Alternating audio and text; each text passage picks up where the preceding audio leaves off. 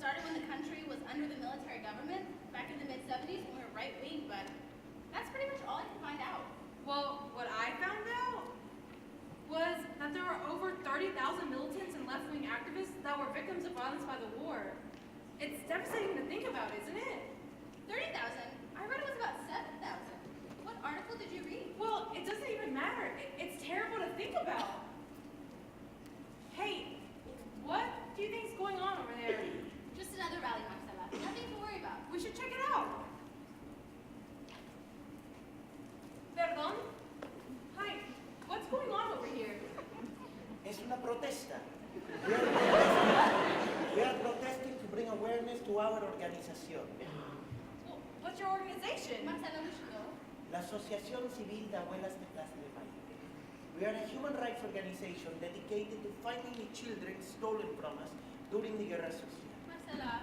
Tranqui, Katy. Hola, me llamo Marcela, y esta es mi amiga, Catalina.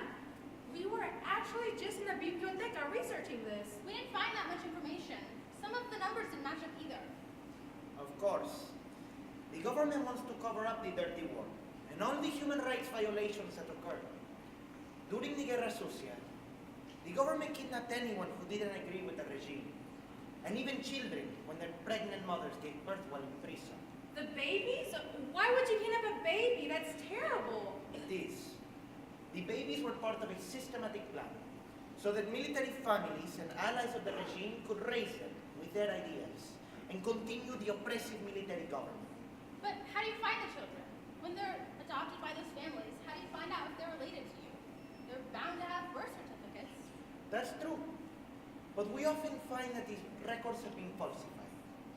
That's why we hold protests like these, to raise awareness of our group and to push for everyone to file their DNA in a genetic data bank, especially if your family was in Argentina during the regime.